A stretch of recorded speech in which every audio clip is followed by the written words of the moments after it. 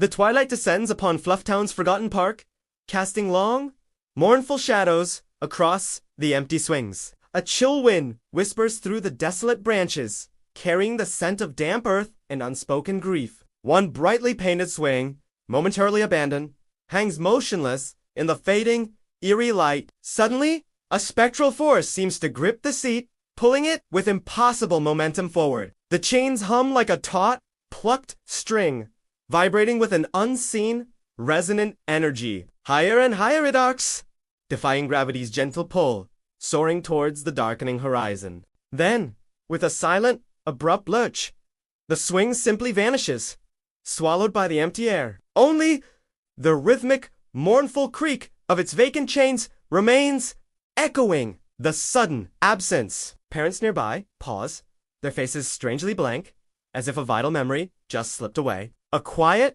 unsettling confusion settles upon them, a forgotten panic bubbling just beneath the surface. Their eyes scan the empty space, yet their minds offer no explanation, only a dull, aching void. They turn away slowly, their steps heavy, leaving the mystery unresolved, their worries smoothed. The park's usual vibrant energy now feels strangely muted.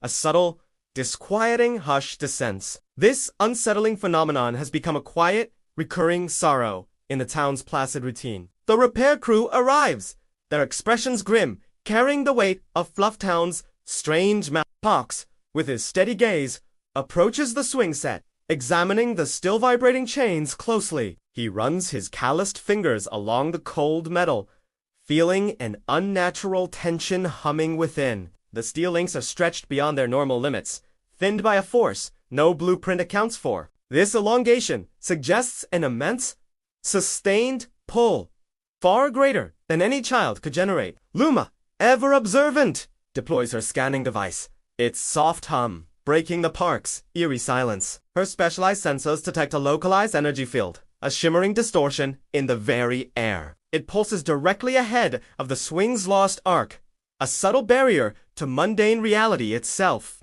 This unseen field seems to act as a funnel, drawing the swing into its strange, unknown depths. Tick, meticulous, as always, consults his chronometer. Its gears whirry with precise calculations. He notes the exact timing of each disappearance. The returns consistently fail at the same count. Every swing vanishes precisely at the apex of its forward momentum, never completing its backward journey. The missing moments create a temporal void, a small tear in the fabric of FluffTown's orderly existence. The crew exchanges uneasy glances, their expertise challenged by this impossible, cyclical vanishing act. Their tools, usually so confident, feel heavy and dull, as if losing their own memory of purpose. A young boy, perhaps 14, approaches him, his eyes wide with an unsmoothed, genuine fear. He gestures wildly at the empty space, his voice a strained whisper. It's taking them away.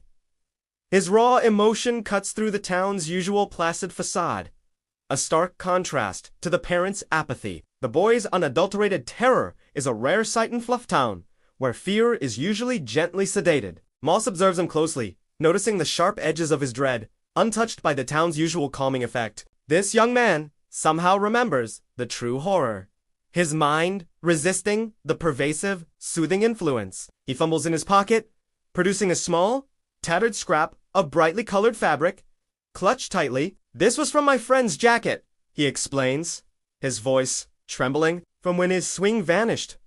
The fabric is a vivid blue, torn jaggedly, hinting at a struggle or a violent, unseen separation. Its raw edges speak of a moment of abrupt departure, a physical tear in a child's happy world. Moss takes a scrap, its texture coarse against her fingers, a tangible piece of a stolen moment. She realizes the boy's fear hasn't been smoothed yet, his memory still sharp and unblemished. His unfiltered distress is a stark reminder of what FluffTown tries so hard to erase and forget. The boy's persistent memory acts as a beacon, guiding the crew through the town's manufactured forgetfulness. His presence is a quiet challenge to the town's very nature, a crack in its serene, false reality. The crew feels a renewed urgency, the boy's raw pain fueling their grim determination to understand. They decide to test the phenomenon directly, needing concrete evidence of the swing's strange journey. Carefully, they remove the remaining child's swing seat.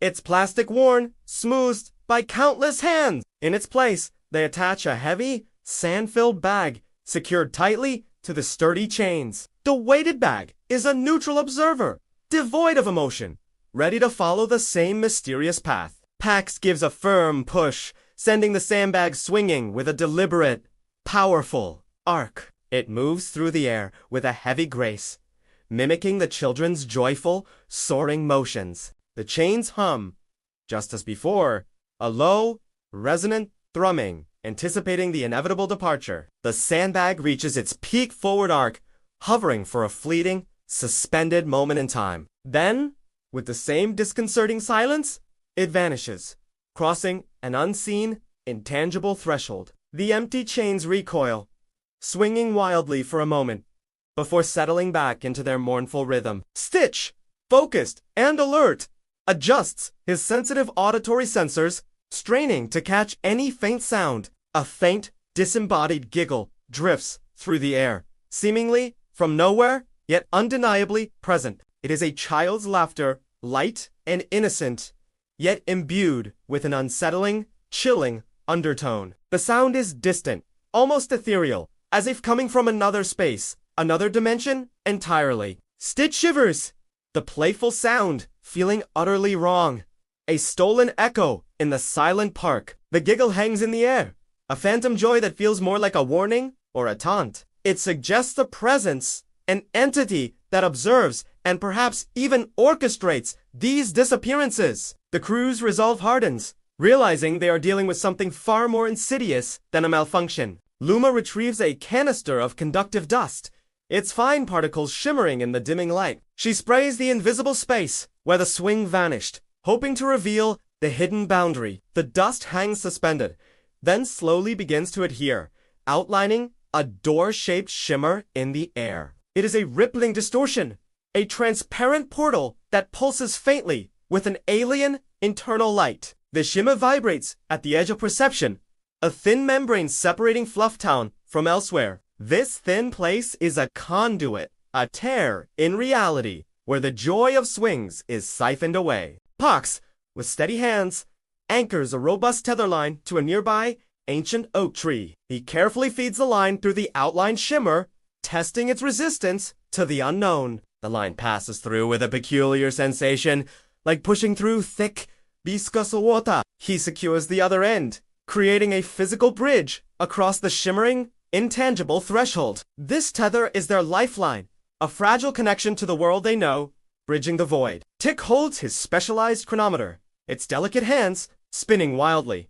Then, abruptly, the watch seems to pause, then recommence, as if choosing a new, divergent timeline to follow. Its sudden recalibration suggests a temporal shift, a brief moment outside of FluffTown's regulated time. The device confirms the existence of a temporal anomaly, a warp in the flow of minutes. The crew stares at the shimmering doorway, understanding the insidious nature of the park's problem. This is not merely a broken mechanism. It is an active, predatory siphon, stealing moments and joy. They begin to formulate a plan, their minds racing to counter this unsettling, ethereal threat. Their goal is to pull the space back into place, to mend the fractured fabric of reality. First, they install specialized dampeners crafted from a unique, resonant alloy onto the swing frame. These devices are designed to reduce the arcs. They aim to prevent the swing from reaching the precise. The dampeners hum softly, absorbing excess kinetic energy, subtly altering the swing's natural rhythm. Luma then works to ground the localized energy field, directing its strange power into a new lightning rod. The rod, a spire of polished obsidian, shimmers faintly as it begins to draw in the ambient distortion. This grounding aims to stabilize the threshold, preventing its unpredictable, dangerous fluctuations. Moss, ever connected to the living world, begins to plant a ring of specially cultivated roots. These ancient, intertwining roots form a living barrier, a botanical cage around the shimmer's edge. They are meant to the roots weave themselves into the earth, their tendrils glowing faintly with a vital, protective energy. Their collective strength offers a natural anchor, a biological resistance to the ethereal tug. The crew steps back, observing their work, a quiet hope mingling with their lingering apprehension.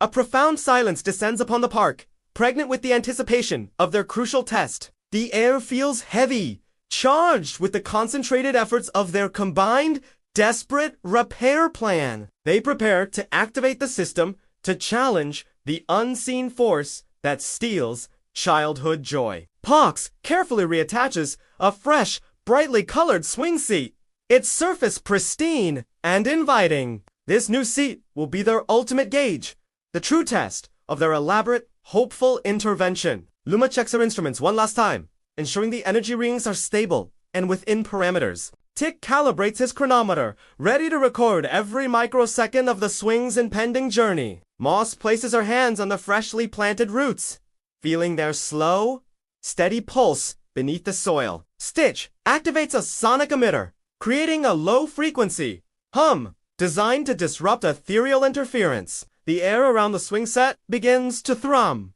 a subtle vibration indicating the system's readiness. With a shed nod, Pax gives the swing a gentle, deliberate push, sending it arcing forward.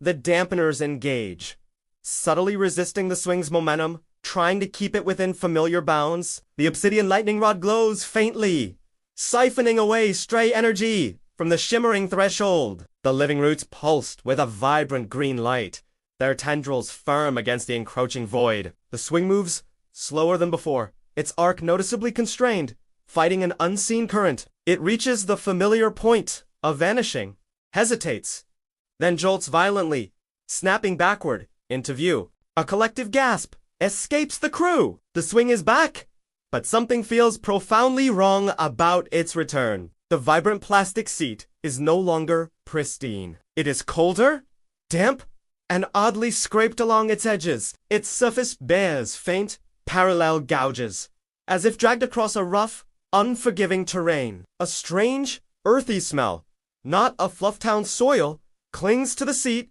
a scent of damp decay. Water droplets, cold and murky, bead on its surface, reflecting the dim, unsettling park light. The swing itself hangs heavier, its movement sluggish, as if burdened by an invisible, lingering weight. The crew approaches cautiously, their initial relief quickly replaced by a growing sense of dread. Luma sensors flicker, detecting residual energy signatures, dark and unfamiliar, clinging to the seat. As they watch, something unseen slides off the swing, a ripple in the air, settling into the grass. It's an invisible presence, a cold, heavy residue that seems to seep into the very ground beneath them. A subtle shimmer briefly distorts the blades of grass where the unseen entity touched down, then fades. The air grows heavy, a palpable sense of ancient weariness settling upon the once joyful playground. The vibrant colors of the park itself seem to dim, paint fading a shade, losing its youthful luster. The bright yellow slide now appears dull, its cheerful hue muted, as if time had accelerated its decay. The once vibrant green grass looks slightly desaturated, a faint gray creeping into its verdant blades. Even the sounds of distant children's laughter now seem more remote, echoing from a far-off, happier place. The park, once a beacon of unbridled joy, now feels older, burdened by an inexplicable, lingering sorrow. Its atmosphere is tinged with a melancholic haze, a quiet grief settling over every worn surface. The familiar scent of freshly cut grass is now subtly overlaid with a hint of damp earth and something ancient. The young boy, who had been watching from a distance, approaches with cautious, uncertain steps. His eyes, once wide with fear, now hold a new, unsettling question, a dawning realization of wrongness. He looks at the crew, his gaze searching their faces for answers they themselves do not yet possess. His voice, barely a whisper, cuts through the heavy silence. What did you bring back with it? The question hangs in the air, a chilling accusation, echoing the crew's unspoken, growing apprehension. His innocent query highlights the unforeseen consequence of their intervention, a new, unforeseen burden. Stitch, ever observant, kneels beside the swing's chain link, his eyes scanning the metal surface. He notices a glistening, viscous substance clinging to the chain, dark and strangely alive. It is fresh black sap, oozing slowly, its texture thick and strangely compelling, like liquid death. The sap pulses faintly, a living shadow against the dull gray metal, a stark, unwelcome reminder. This black sap, a motif of FluffTown's hidden truths, reappears, a sign of deeper, systemic issues. Its presence indicates a connection to the town's underlying infrastructure, its forgotten, hungry foundation. The sap seems to whisper ancient secrets, a silent language of forgotten contracts and stolen moments. Stitch touches it hesitantly, feeling a cold, subtle pull, a faint echo of the town's living death. The crew gathers around, their faces etched with concern, recognizing the ominous implication of the sap. This is not merely residue. It is a signature, a mark of the entity that governs the other side. The black sap confirms their fears. They have not just retrieved the swing, but also a piece of its journey. Underneath the swing seat, partially obscured by the damp plastic, a small, torn patch becomes visible. It is a piece of fabric, faded but still recognizable, bearing the distinct logo of their own repair crew. The emblem, a stylized wrench intertwined with a blinking streetlight, stares back at them, an impossible riddle. A cold dread washes over the crew, a shared, silent recognition of the impossible object. None of them admit they recognize it, their eyes darting away, a silent pact of denial forming. Their minds race, trying to reconcile this anachronism, this fragment of their future or past. The patch is frayed and worn, suggesting it has endured a long, arduous journey through time or space. Its appearance here is a profound paradox, a chilling testament to the park's insidious nature. The crew's faces are pale,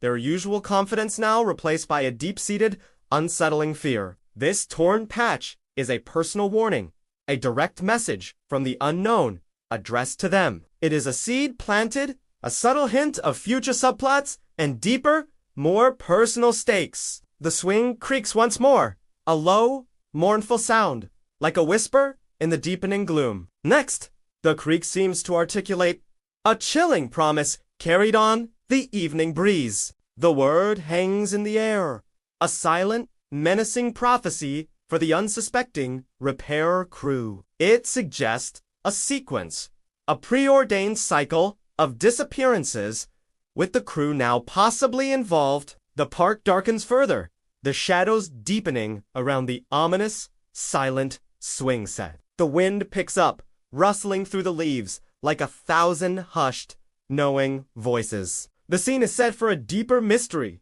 a personal confrontation with FluffTown's hidden appetite. The crew stands frozen, their gazes fixed on the torn patch.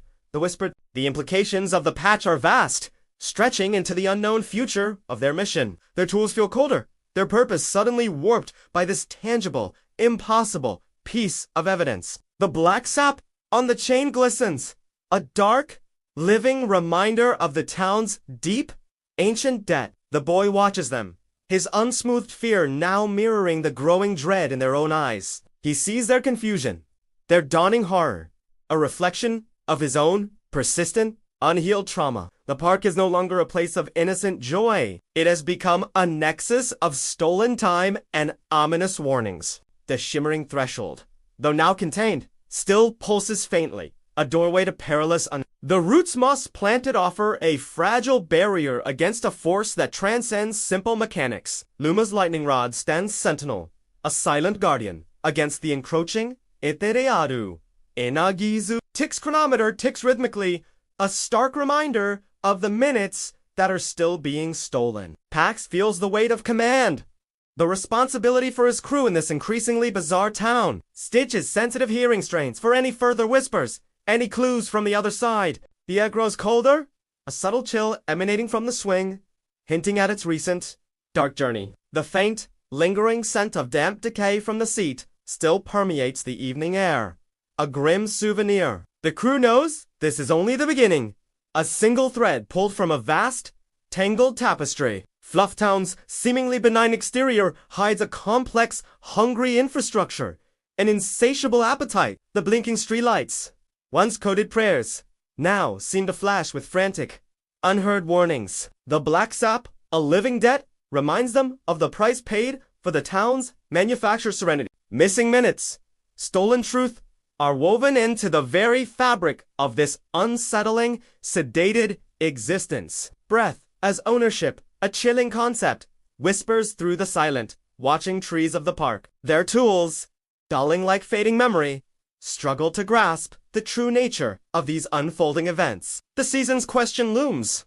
If a town can be repaired forever, does it ever truly have to heal? Their journey unwittingly brings them closer to the town's sealed pressure valve, the source of silence. This episode is but a prelude, a disturbing glimpse into the Foundation's true, monstrous nature. The crew stands motionless, the torn patch a searing brand upon their collective consciousness. Each member grapples with the impossible truth, their minds refusing to fully accept what their eyes see. The emblem of their own work, returned from an unknown fate, speaks volumes of unseen dangers. It is a chilling paradox, a fragment of their own future, or a haunting echo from a forgotten past. Pox feels a cold knot tighten in his stomach, the weight of leadership growing heavier with each revelation. Luma's analytical mind races, attempting to categorize this anomaly, struggling for a logical explanation. Tick's meticulous calculations are thrown into disarray. This object defies all known temporal mechanics. Moss senses a profound disturbance in the living energy of the park, a wound that refuses to close. Stitch strains his senses, hoping for a clue, a whisper from the unseen world that sent this artifact. The swing hangs silent once more, a dark sentinel in the fading light, its message delivered. The black sap on the chain pulses with a faint, malevolent glow, mirroring the dread in their hearts. The young boy, sensing their profound disquiet, retreats slowly, his innocent fear now justified. His raw, unsmoothed emotions serve as a stark contrast to the town's pervasive, enforced placidity. The crew is left with an impossible choice: ignore the warning or delve deeper into the town's rot. The torn patch is a tangible piece of a larger, more sinister puzzle, demanding their full attention. They understand now that FluffTown's problems are not merely mechanical, but existential and deeply personal. The park, once a symbol of carefree youth, has become a grim portal to unsettling, forgotten truths. The shimmering threshold, though dormant, hums with a faint, residual energy,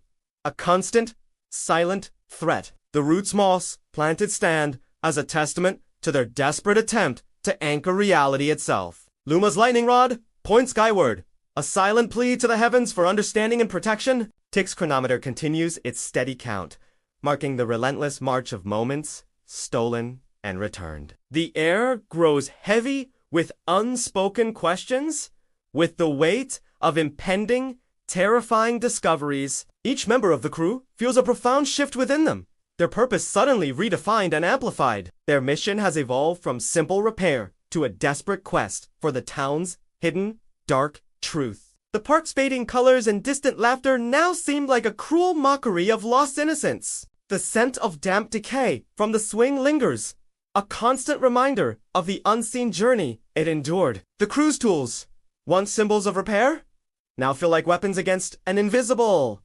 pervasive enemy. They are no longer just fixing, they are unraveling, exposing the raw nerves of FluffTown's sedation. The blinking streetlights, those coded prayers, now seem to flash with frantic, urgent warnings. The black sap, a living debt, whispers of ancient bargains, and forgotten, terrible costs. Missing minutes, stolen truth, are the currency of this hidden realm, feeding the Foundation's appetite. Breath as ownership, a chilling concept, now resonates with a deeper, more sinister meaning. Their tools, dulling like fading memory, resist their grasp, struggling to remember their original purpose. The season's overarching question echoes in their minds. Can FluffTown ever truly heal? Or is it destined to be endlessly repaired, its wounds merely stitched over, never truly mended? The crew unknowingly draws closer to the town's sealed pressure valve, the heart of its manufactured silence. This place, where quiet is forged, holds the key to the Foundation's true, horrifying nature. The torn uniform patch is a breadcrumb, leading them further down a path of inevitable, dark discovery. Each swing of the creaking seat now sounds like a countdown, a somber, rhythmic beat of fate. The air around them crackles with an unseen tension, a prelude to the storm gathering beneath. They are players in a game they barely understand, guided by cryptic warnings and impossible artifacts. The joy of childhood, once abundant, is now a commodity, siphoned and consumed by an unseen entity. The episode ends not with a resolution, but with a deepening mystery, a chilling,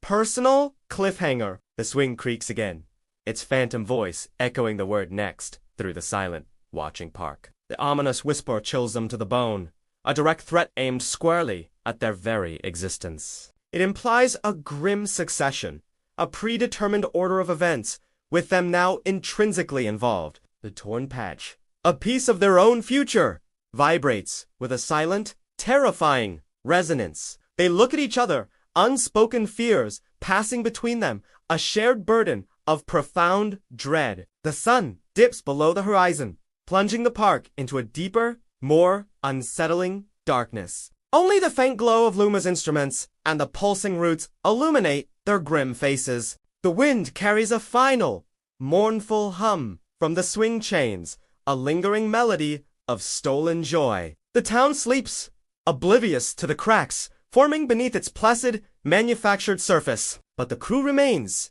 standing vigil, forever changed by the park where swings don't return. Their hearts heavy, they prepare for the next challenge, the next warning, the next unraveling. The foundation beneath FluffTown stirs, its appetite growing, its ancient hunger slowly awakening. The town's very infrastructure is speaking, remembering, and desperately warning those who will listen. Blinking lights, black sap, missing minutes, and stolen breath are all part of a larger, dark design. The tools that dull like fading memory are their only defense against the creeping. They are the custodians of truth, fighting against a town designed to sedate and to erase. The silence manufactured by the pressure valve is not peace, but a monstrous, consuming quiet. Their journey through FluffTown is a descent into a world where joy is bait and memory is debt. The swing creaks once more, a final, chilling whisper that promises no respite, no easy answers. The ominous sound reverberates through the night,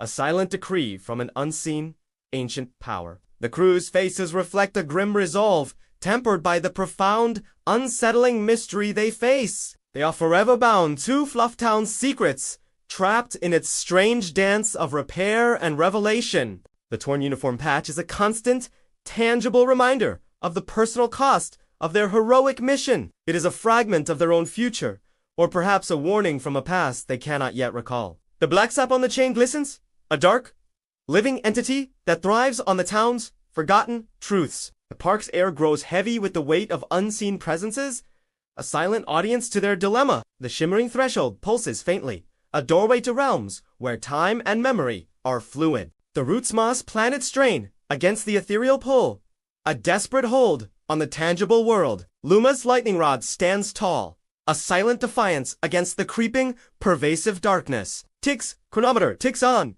a relentless beat against the stolen minutes in fractured time. Pox gazes at the horizon, a profound weariness etched on his face. Yet his resolve remains unbroken. Stitch listens, his senses extended, searching for any echo, any sign of the cold scent of damp earth and ancient decay lingers, a haunting perfume of the park's secret. They are a small crew against an immense, insidious force, fighting for FluffTown's very soul. The final creak of the swing, a lingering whisper, seals their fate, pulling them deeper into the unknown. The park sleeps, but the nightmares it holds are only just beginning to awaken, demanding their due.